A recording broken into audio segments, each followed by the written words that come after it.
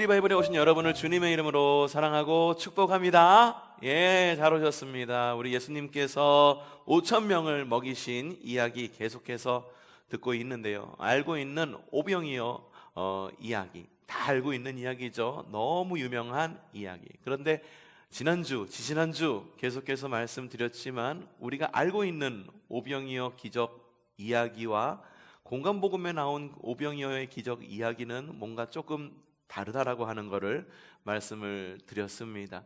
각 복음서는요, 하나의 다 설교문입니다. 설교문. 주님께서 행하신 그 일에 대한 설교. 그때의 상황도 다르고 환경도 다르고 자기가 느낀 이야기도 다 달라요. 그렇기 때문에 주님께서 주신 주님의 영으로 감명받아서 각 저자들이 마태, 마가, 누가 각 저자들이 기록한 책이 공관복음이기 때문에 같은 사건을 기록했다 할지라도 그 내용의 차이가 조금씩 있을 수도 있다. 하지만 그렇다고 그래서 이게 하나님의 말씀이 아니냐? 그거는 아니다. 우리가 마찬가지잖아요. 똑같이 한 교회에서 신앙생활을 하는데 교회에 어떤 일이 있는데 그 일에 대해서 바라보는 관점이 다 달라요. 그렇죠? 다 다릅니다. 이것과 마찬가지다라고 하는 거죠. 누구는 분명히 어떤 사건, A라는 사건이 일어났는데 그 사건을 B라는 관점에서 보기도 하고 C라는 관점에서 보기도 하고 각자가 보는 관점이 다 다르더라. 그래서 공간복음에 나와 있는 이 오병이어의 이야기 읽다 보면은 우리가 잘 알고 있었던 그 소년 등장하지 않죠. 소년도 등장하지 않고 제자들의 이야기, 뭐 안드레 혹은 빌립 같은 제자들의 이야기도 나오지 않고 그냥 뭉뚱그려 가지고서 나와 있는 것을 볼 수가 있습니다. 그도 그럴 것이 마태복음 같은 경우에는 유대인들을 위한 복음서, 유대인들에게 주님이 그리스도인이다라고 하는 것을 보여주기 위해서 마태가 그들의 눈높이에 맞게 쓰여진 책이고, 마가복음 같은 경우에는 극심한 그런 핍박 가운데에 있었던, 로마의 핍박 가운데에 있었던 사람들에게 전해주기 위한 복음서이고, 그리고 오늘은 누가복음에 대한 이야기를 볼 텐데, 누가복음에 대한 이야기는, 누가복음은 어떤 책이라고 그랬나요? 두 권의 책이라고 그랬죠. 누가복음, 그리고 누가복음의 뒤를 잇는 사도행전, 이렇게 두 권의 책이 누가가 기록되어 있어요. 사도행전 전편이 누가복음, 누가복음의 후편이 사도행전. 그래서 누가전서, 누가후서 이렇게 불러도 크게 다르지 않을 정도로 데오빌러요라고 하고 시작하는 면도 똑같고, 전반부에 나와 있는 누가복음은 이제 예수님의 행적에 대해서 그리고 있다고 한다면 사도행전은 제자들의 행적을 중심으로 그리고 있는 거다라고 이미 오래전에 제가 말씀을 드렸는데, 요거를 다시 한번 상기시켜 드리기 위해서 말씀을 드렸습니다. 자, 누가복음은요, 앞서도 말씀을 드렸지만 사도행전의 전편이다라고 말씀을 드렸어요. 사도행전 하면 떠오르는 대표적인 말씀이 있죠. 사도행전 1장 8절 어떤 말이에요?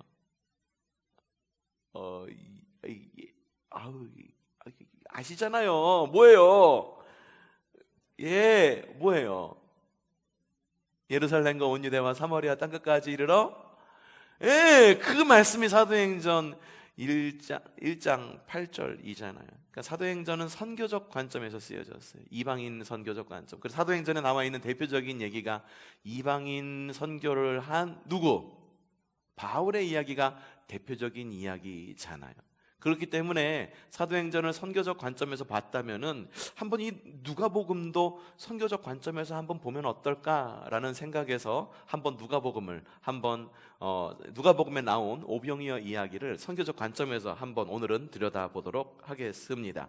자, 여러분, 누군가가 사업을 시작했다라고 한번 생각을 해봅시다. 누군가가 사업을 했어요. 사업을 시작을 하면은 그 사업은 공동체를 이루어서 사업이 진행될 수도 있지만 대부분의 사업은 누군가의 꿈에 의해서 시작이 됩니다.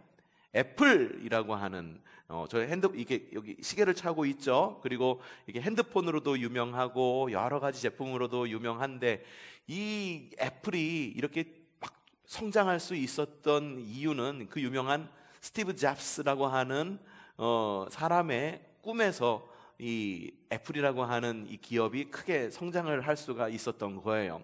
초기에는요, 한 사람의 꿈에서 출발을 합니다. 그런데 이 사업이 어느 정도 성공을 하고 어느 정도의 위치에 이르게 되면은 더 많은 사람을 필요로 하게 되죠. 서다도 마찬가지예요. 지금은 목사하고 사모 둘이 지키고 있잖아요. 근데 서다가 성장을 하면은 일손들도 더 필요하겠죠. 그래서 알바도 쓰게 되겠고, 설거지할 사람도 써야 되는 거고, 그리고 그곳 가운데에서 서빙을 할 사람도 필요한 거고, 여러 사람이 필요한 것처럼 처음에는 한 사람의 꿈에서 시작되었지만 그 사업이 어느 정도 궤도에 이르게 되면은 더 많은 사람이 필요하게 됩니다. 더 많은 사람이 업무를 세부적으로 나누어 갔습니다. 그리고 책임을 분담을 합니다. 그래야 그 조직이 튼튼하게 설 수가 있는 거고, 그리고 한 사람의 꿈이 열방을 향한, 온 세계를 향한, 그리고 모든 나라를 향한 꿈으로 성장하고 성숙할 수가 있게 되는 거예요. 주님의 꿈도 있었습니다. 주님의 꿈은 뭐였을까? 주님의 꿈은 바로 하나님 나라였었습니다. 하나님 나라였었습니다. 그래서 회개하라, 천국이 가까이 왔다라고 주님께서는 말씀하시죠. 회개하라, 삶을 돌이켜라. 왜? 천국이 뭡니까? 하나님 나라가 가까이 왔기 때문에. 천국, 하늘나라, 하늘이라고 하는 말은, 우리말로 하늘이라고 하는 말은 높은 신을 의미하는 단어의 가운데 하나예요. 한문어죠. 근데 이거는 우리가 기독교인들, 그리스도인들은 하나님이라고 말합니다. 그래서 천국이라고 말하는 것은 이 땅 가운데 완성될 하나님 나라를 말하는 거예요. 그러니까 예수님의 꿈은 하나님 나라였었어요. 하나님 나라는 누구의 꿈이었다? 주님의 꿈이었었다. 그래서 주님께서 복음을 세계 가운데에, 그 당시에 갈릴리 열방 가운데에 이렇게 선포를 하십니다. 근데 이 하나님 나라 운동은요, 근데 이 하나님 나라의 운동은요, 예수님 한 분으로 끝나서는 안 되는 운동이었던 걸 여러분들도 잘 아실 거예요. 그래서 주님께서 누구를 부르시나요? 처음에 12 제자를 부르시고, 그리고 70명의 전도자를 부르시고, 그리고 결국 땅끝까지 이르러 증인이 되라 라고 말하면서 누구를 부르십니까? 나를 부르시는 것이 주님의 복음이다라고 하는 거예요. 그러니까 주님의 사명, 주님의 꿈은 주님 한 분으로부터 시작되었을지 모릅니다. 하지만 이 하나님 나라의 운동이라고 하는 것이 어느 정도 궤도에 오르고 하나님 나라가 좀 더 이 땅 가운데에 조속히 이루기 위해서는 곧 새로운 사업의 성공을 위해서는 우리가 사명을 나누어 갖고 더 많은 사람이 필요한 것이 이렇게 그런 일에 순리다라고 말씀을 드리는 거예요. 자, 누가복음 9장 초반 부분에요, 오병이어 기적 이야기가 있습니다. 이건 누가복음에 나온 것, 말씀을 드리는 거예요. 누가복음은 아까 선교적 관점에서 본다고 그랬죠. 초반에는요, 오병이어 기적이 나와요. 그리고 오병이어 기적 직후에 나온 이야기가 있는데, 그게 어떤 이야기냐? 누가복음 9장 22절부터 23절까지 말씀입니다. 찾으셨어요? 네, 한번 읽어봅시다. 시작. 그런데 예수께서는 그들에게 엄중히 경고하셔서 이것을 아무에게도 말하지 말라고 명하시고 말씀하셨다. 인자가 반드시 많은 고난을 받고 장로들과 대제사장들과 율법학자들에게 배척을 받아 죽임을 당하고서 사흘날에 살아나야 한다. 그리고 예수께서 모든 사람에게 말씀하셨다. 나를 따라오려고 하는 사람은 자기를 부인하고 날마다 자기 십자가를 지고 나를 따라오너라. 이 주님께서 오병이어 기적 바로 직후에 하신 말씀이에요. 5,000명을 먹였어요. 남자들만 5,000명, 여성들과 아이들까지 하면은 대략 15,000명에서 20,000명 가까운 사람들을 먹이고도 12광주리가 남은 사건이 오병이어 기적이었었는데, 사람들이 기적을 보여주면은 사람들이 엄청나게 많이 모일 것 같아요. 실제로 어떤 교회에서 무슨 치유의 사건이 일어났다, 막 갑자기 귀신 들린 자가 막 일어났다라고 말하면은 그 교회에 사람이 엄청나게 많이 몰려드는 것을 볼 수가 있죠. 나도 그런 기적을 맛보고 싶고 경험하고 싶어서. 저기 서울에 가면은요, 이단인 만민중앙교회라고 하는 교회가 있습니다. 거기는 이재롱 목사라고 하는, 목사라고 부르는 게 저는 좀 부담스러워요. 그리고 교회라고 부르는 것도 역시 부담스러워요. 만민중앙 집단이라고 하는 곳이 있는데, 그곳에 서 당회장을 맡고 있는 그 이땡땡, 앞서 이야기했죠? 기억나시죠? 예, 한 번만 얘기할게요. 이땡땡이라고 하는 사람이 있는데, 이 사람이 사람들에게 이렇게 큰 능력자라고 보여지고 비춰지기 시작한 때가 어느 때냐 하면은, 그 교회에서 실제로 그런 기적이 일어났다? 글쎄, 실제로 일어났다라고 해도 그것이 하나님의 역사라고 보여지지는 않아요. 실제로 일어났다라고 해도 안전병이, 그러니까 이 지체장애인이 막 일어나고, 앞을 못 보는 시각장애인이 막 눈을 뜨고 막 이런 일들이 벌어지니까 사람들이 그냥 벌떼처럼 몰려들었던 곳이 바로 만민중앙교회였었어요. 근데요, 이런 기적은 영적인 이런 기적은요, 하나님께서만 일으킬 수 있는 것인가? 글쎄, 저는요, 하나님께서 일으키시는 기적과 악한 영이 일으킬 수 있는 기적에는 분명히 차이가 있다라고 여겨집니다. 영적인 기적은 악한 영도 능력이 있어서 충분히 일으키기도 합니다. 여러분, 그걸 기억하셔야 돼요. 그래서 표징을 보고 무엇을 선택하고, 교회를 선택하고, 표징을 보고 저게 진짜야 라고 표징만 보고 판단을 내리는 거는요, 그건 굉장히 위험한 일이에요. 어디를 갔는데, 어느 기도원을 갔는데 막 병이 났는데, 어디를 갔는데 막 기적이 일어났는데, 그곳이 정말로 좋고 선하고 복음 안에서 건강한 곳일 수도 있지만 그렇지 않는 경우도 있다라는 겁니다. 주님께서 기적을 일으키셨어요. 5,000명을 먹이셨어요. 실제 인원은 훨씬 더 많았겠죠. 사람들이 와 하고 몰립니다. 하지만 주님은 진리이셨기 때문에, 주님은 진리이셨고 주님이 바로 메시아였기 때문에 그런 기적을 일으킨 것은 맞지만, 사람들이 그것을 보고 몰려들었을 때, 기적만 보고 몰려들은 사람은 주님의 십자가 밑에까지 가지는 않습니다. 기적만 보고 모인 사람은요, 뭔가 떨어지는 콩고물만 보고 모이는 사람들은요, 주님의 십자가까지 가지 않습니다. 실제로 한번 보십시오. 5,000명이 그 자리에서 기적을 보았어요. 근데 주님께서 십자가에 달리셨을 때 그 5,000명은 다 어디 갔습니까? 15,000명은 어디 갔습니까? 20,000명은 다 어디 갔습니까? 십자가에 남아있던 것은 요한과 마리아와 제자들도 거의 다 뿔뿔이 흩어지고, 그리고 그 예수님의 수제자라고 이야기했던 베드로도 도망간 상태에서 주님은 외롭고 쓸쓸하게 십자가에 달려 돌아가신 것을 볼 수가 있어요. 그래서 주님께서 말씀하시는 거예요. 주님께서 시작하신 사역은 하나님 나라다.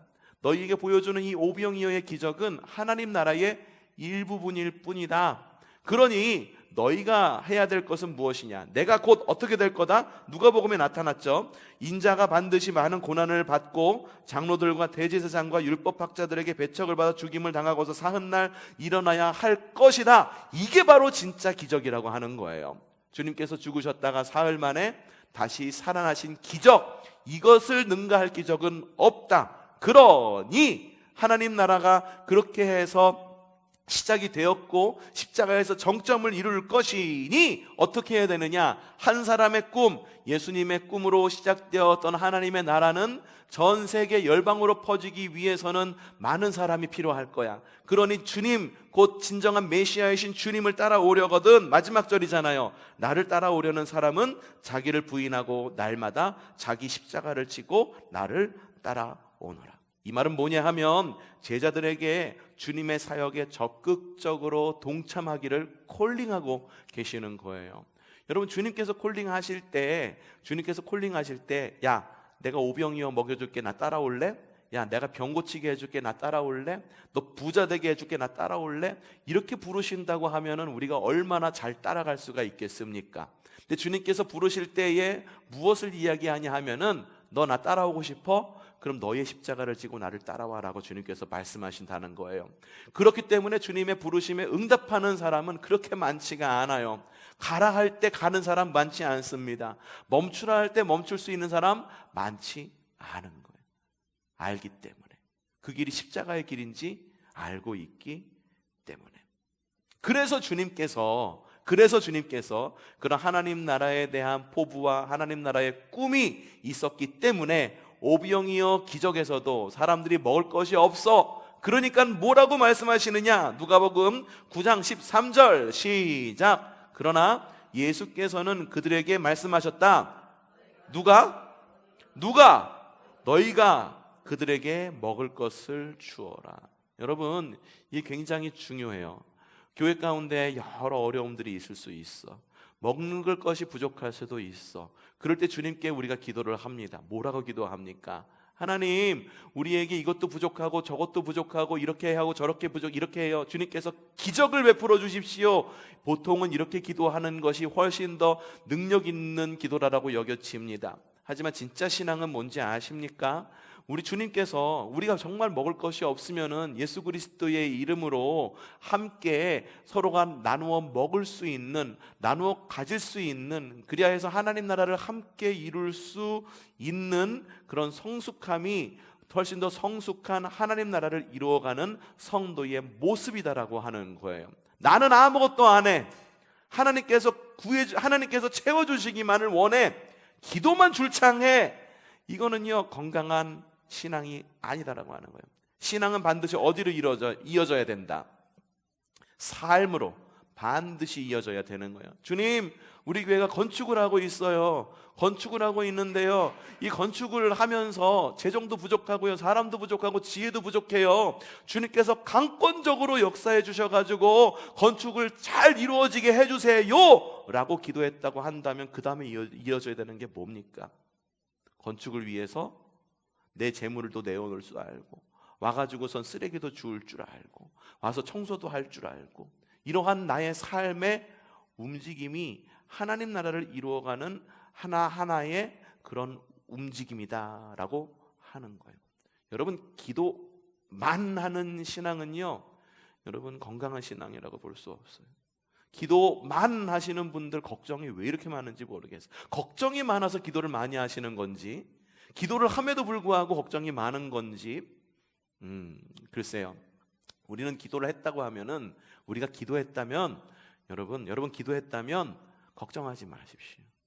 그리고 기도했다면 주님의 채우심을 간구하시고, 그리고 그것을 위해서 내가 무엇을 행해야 될지 주님께서 말씀하시는 대로 따라갈 수 있는 그런 성숙함이 있기를 바랍니다. 물론 이 명령은요, 마태와 마가복음에도 있었어요. 마태복음 14장 16절, 예수께서 그들에게 말씀하셨다. 그들이 물러갈 필요가 없다. 너희가 그들에게 먹을 것을 주어라. 마가복음에도 나와 있습니다. 예수께서 그들에게 말씀하셨다. 너희가 그들에게 먹을 것을 주어라. 마태와 마가복음에도 이런 이야기가 있기는 합니다만, 누가복음의 이 명령, 너희가 그들에게 먹을 것을 주어라 라고 하는 것이 훨씬 더 크게 느껴지는 이유는, 초대교회의 사역과 이 누가복음이라고 하는 것이 사도행전과 연결이 되어 있고, 누가복음이라고 하는 것이 초대교회의 사역과 깊이 연관되어 있기 때문입니다. 실제로 초대교회에 실제적인 문제들이 있었어요. 몰려드는 사람들을 어떻게 섬길 것인가. 전 그런 고민 좀 있으면 좋을 것 같아. 야, 이분들을 사람들이 막 몰려 들어오는 거야. 그러면은, 야, 이 사람들을 어떻게 먹여야지? 야, 이 사람들을 위해서 어떻게 섬겨야지? 야, 이걸 어떻게 해야 되나? 손도 부족하고, 재정도 부족하고, 환경도 부족한데 이걸 어떻게 해야 되나? 좀 이런 고민들이 좀 있으면 좋겠다라는 생각이 들어요.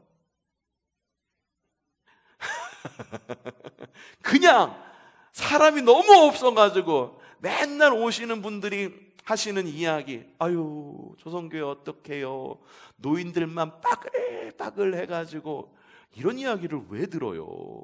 그 사람들이 우리 교회 들어와 보지도 않고 그런 교회일 거라고 그냥 넘겨 짚도록 하는 그런 판단을 할 수 있는 그런 실마리를 왜 줍니까?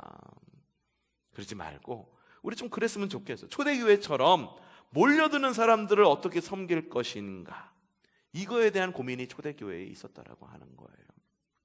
그래서 주님은 제자들을 그 모든 사역 가운데, 하나님 나라의 사역, 초대교회의 사역 가운데 협력 관계로 주시는 거예요. 누가복음 9장 13절. 그래서 말씀하신 거죠. 그러나 예수께서는 그들에게 말씀하셨다. 너희가 그들에게 먹을 것을 주어라. 물론 주님께서 너희가 먹을 것을 주어라 라고 우리에게 말씀하시고 제자들에게 말씀하시고 초대교회 교인들에게 이야기했다라고, 그래서 순간 야 먹을 걸 줘, 내가 책임질게, 아무 문제 없을 거야, 이거를 말하는 거냐? 아닙니다. 문제는 여전히 남아 있었어요. 봅시다. 누가복음 9장 13절 후반절부터 14절 초반절 시작. 그들이 말하였다. 우리에게는 빵 5개와 물고기 2마리밖에 없습니다. 우리가 나가서 이 모든 사람을 다 먹을 수 있을 만큼 먹을 것을 사지 않으면 안 되겠습니다. 거기에는 남자만도 약 5,000명이었다. 사복음서에 모두가 동일한 목소리로 이렇게 이야기를 하고 있는 거예요. 주님께서 너희가 먹여라. 야, 주님께서 말씀하셨으니 이제 부족함이 없을 거야. 실제는 어땠습니까? 실제 그들이 가지고 있는 것은 보리떡 5개와 물고기 2마리. 오병이어 기적에서는 이 문제를 어떻게 해결하라고 말씀하셨어요? 주님께서 말씀하십니다. 누가복음 9장 13절 다시 한번 좀 읽어봅시다. 시작. 그러나 예수께서는 그들에게 말씀하셨다. 누가 너희가 누구에게? 그들에게 먹을 것을 주어라 라고 주님께서 말씀을 하시는 거예요. 여러분, 주님께서요, 주라 하면 주면 되는 거예요. 모으라 하면 모으면 되는 거예요. 가라 하면 가면 되는 거예요. 흘려보내라 하면 흘려보내면 되는 거예요.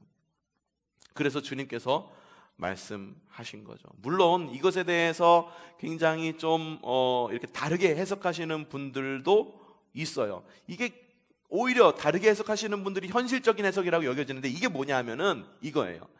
오병이어 먹을 게 없어, 어떡하지 고민하는 제자들을 보니까 어떤 사람이 이거라도 좀 어떻게 안 될까요? 라고 한 사람이 제자들에게 갖다 주니까는 그 갖다 주는 헌신된 모습에 감동을 받아서 주변에 있는 사람들이 사실은 저한테도 조금 있어요, 저한테도 조금 있는데 요거라도 안 될까요? 라고 말하면서 십시일반으로 감동받은 사람들의 헌신이 있었다, 그랬기 때문에 많은 사람들이 먹었다라고 해석을 하시는 분들도 있기는 합니다.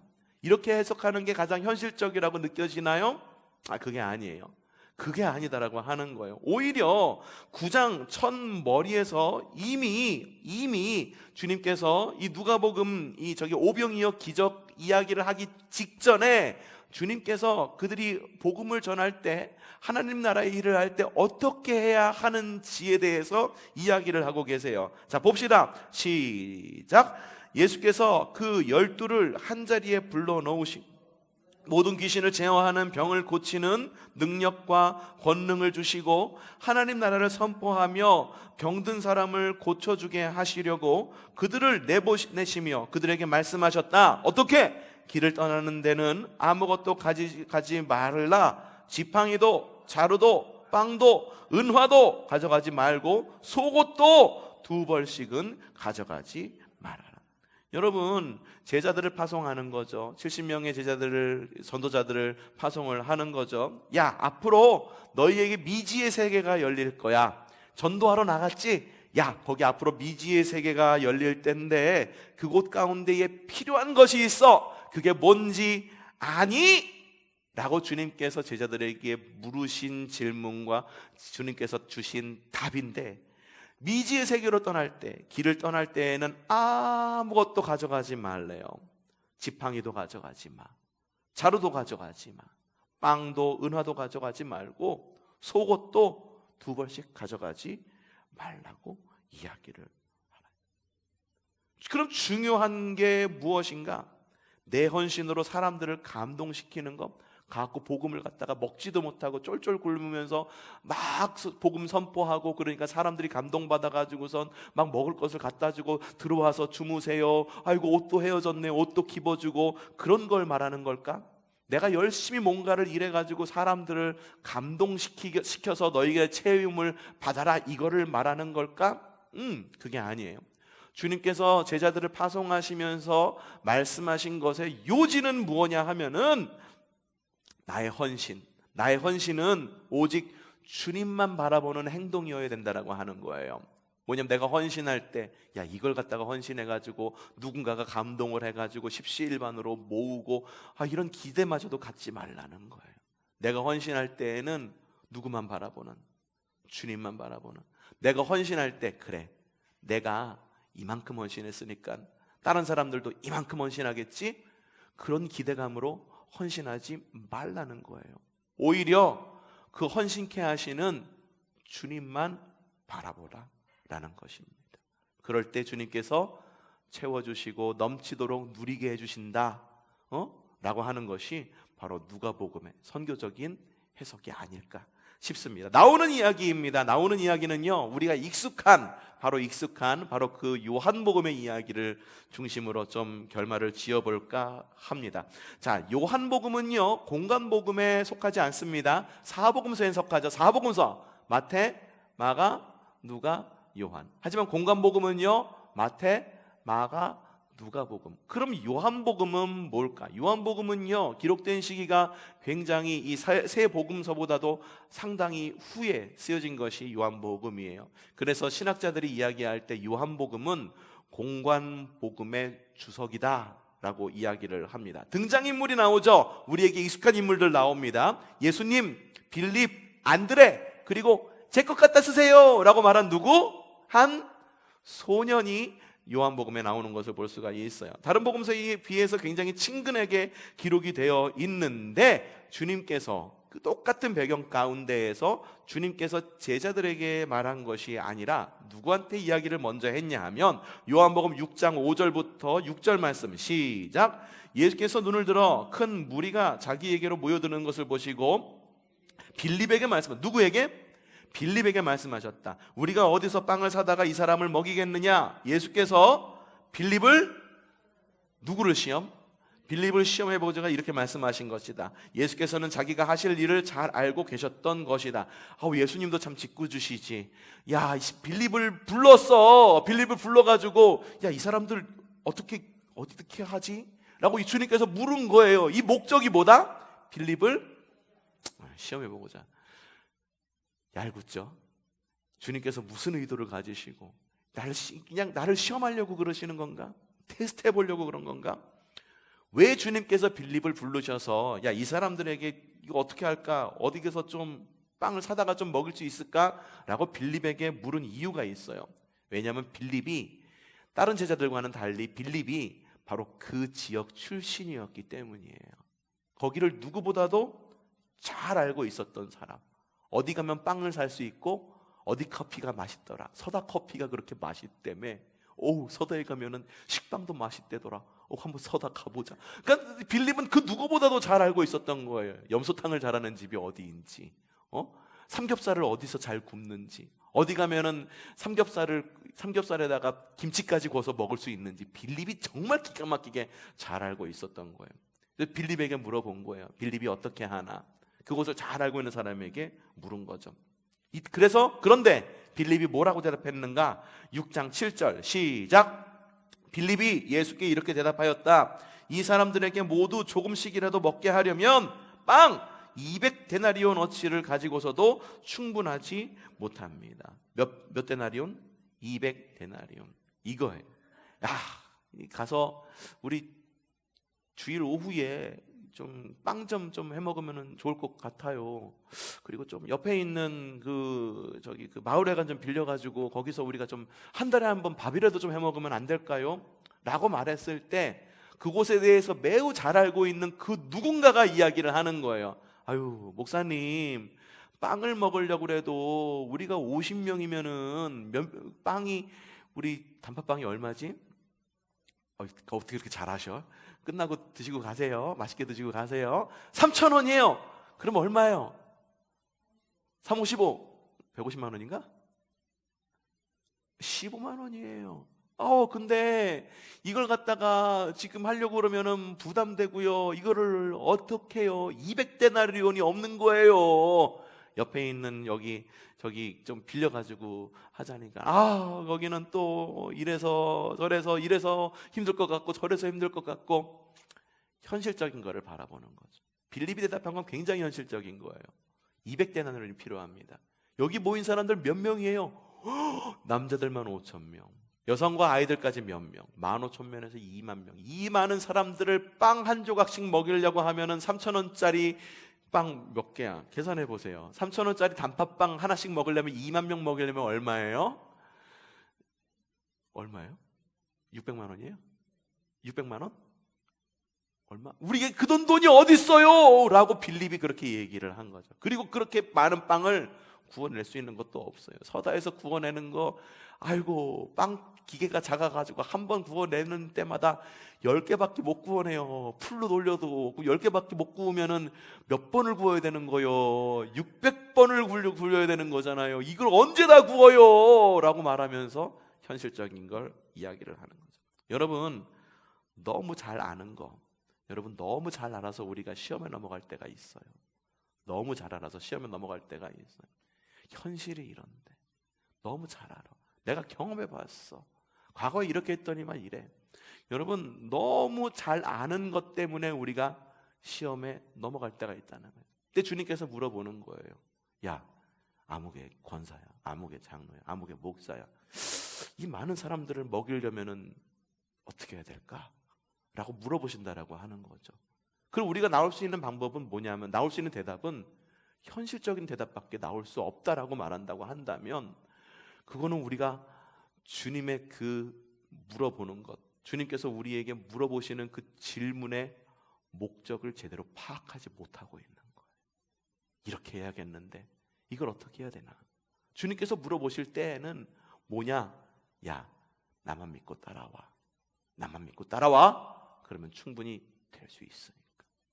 주님께서 우리에게 물으시고, 주님께서 우리에게 잘 아는 것을 바탕으로 물으셨을 때에는 그것을 깨버리라고 하는 주님의 명령도 포함되는 거예요. 깨버리라고 하는. 경외 보니까 그렇지. 그리고 네가 생각할 때에 이렇지. 근데 주님을 따라가는 길은 그 길이 아니야.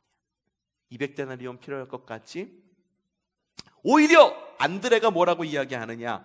6장 8절에서 9절 시작. 제자 가운데 하나이며 시몬 베드로와 형제가 아닌 안드레가 예수께 말하였다. 여기에 보리떡 5개와 물고기 2마리를 가지고 있는 한 아이가 있습니다. 그러나 이렇게 많은 사람에게 그것이 무슨 소용이 있겠습니까? 이 말은 의심에 섞인 이야기일까? 저는 확신에 섞인 이야기라고 들려져요. 주님, 이거 가지고 있는 건 이거밖에 없는데 이거 갖고 뭐 할 수 있겠어요? 하지만 주님께서 이것을 쓰신다고 한다면 큰 일을 이루실지 믿습니다. 주님께서 이 많은 사람들을 어떻게 해서든지 책임지시겠죠. 몰려드는 사람들, 이 사람들을 책임지시겠죠. 우리는 그냥 가가지고 그냥 오병이어를 드리는 수밖에 없어요. 우리는 그냥 전도해 오는 수밖에 없어요. 빈자리 채우고요. 그리고 여기에 수많이 모여든 이 사람들 그냥 먹이는 거, 하나님 그거 우리 몫이 아닌 거 잘 알겠습니다. 주님만 바라보겠습니다. 오병이어의 기적을 통해서 우리에게 주는 정말 중요한 교훈이 뭘까? 여러분에게 주님은 누구신가? 라는 질문을 던지고 있는 거예요. 어느 날 아이가 와가지고 그러는 거예요. 아빠, 학교에서 이것도 필요하고 저것도 필요하고 이것도 필요하고 저것도 필요하다고 그러는데 이거 준비물 해가야 되는데 어떡하지? 나 돈도 없고 사야 될 것도 없고 살려면은 차 타고 동두천 나가야 되는데 어떡하지 하고 고민만 하고 있는 거예요. 그럼 아빠가 이야기하는 거지. 너는 날 누구라고 생각하니? 묻는 거예요. 아빠지. 그럼 다 해결된 거 아니야? 아빠하고 운전해가지고 동두천 나가자. 거기 가서 아트박스 가가지고 준비물도 사고 그 옆에 있는 책방에 가서 필요한 책도 사고 너 혼자 못 나가지? 그럼 아빠 차 타고 아빠가 운전해 줄게. 응? 넌 아빠를 누구라고 생각하니? 아빠를 옆집 아저씨로 생각하니? 옆집 아저씨는 도와주지 않을 수 있어요. 바빠, 안 갈 수 있어요. 돈 없어, 안 사줄 수 있어요. 하지만 아빠는 달라요. 아빠는 자녀가 부족하다고 그러면은 채워주시는 분이 아빠예요. 아빠는요, 자녀가 필요하다고 그러면은요, 어떤 수를 써서라도 자녀에게 먹이고 입히고 재우고 필요를 채워주는 것이 아빠다라고 하는 거예요. 주님께서 우리가 현실을 바라보고 주님 어떡합니까? 200데나리온이 필요합니다 라고 우리가 주님께 물은다면 주님께서 되물을지도 몰라요. 야, 넌 날 누구라고 믿니? 주님께서 가이사랴 빌립보 지방에서 말한 그 질문이죠. 사람들이 나를 누구라 말하느냐. 그때 베드로가 손을 딱 든 거예요. 뭐라고 말합니까? 주는 그리스도시요 살아계신 하나님이야. 여러분에게 주님은 누구십니까? 그냥 간단히 이야기하세요. 아버지. 아버지. 주님의 주님 되심을 잊지 말고 주님의 아버지 되심을 잊지 않는, 오병이어의 기적을 통해서 얻을 수 있는 정말로 좋은 하나를 남기자고 하면은 이건 것 같아. 주님이 누구신가? 그리고 그 주님을 통해서, 우리를 통해서 하시는 그 주님의 놀라운 일은 무엇인가? 함께 그 은혜를 나누면서 5,000명을 먹이신 이 주님의 이야기, 오늘은 여기까지. 다음 주는 다른 이야기로 만나보도록 하겠습니다. 기도하고 마치죠. 하나님 감사합니다. 우리가 은혜 가운데에 나와서 이 오병이어 이야기를 듣습니다. 하나님, 주님은 과연 우리에게 누구이십니까? 주님께서 우리에게 되물으십니다. 너희는 나를 누구라 하느냐? 바로 그때 우리가 담대함으로 믿음으로 이야기할 수 있도록 인도하여 주시옵소서. 어쩌면 베드로처럼 유창하게 주는 그리스도시요 살아계신 하나님의 아들입니다 라고 말하지 못할 경우도 있을지도 모릅니다. 지혜가 부족합니다. 그리고 우리에게 그런 어휘력이 없을지도 모릅니다. 그럴 때 우리가 늘 기도하며 외치는 바로 그 이야기, 아버지.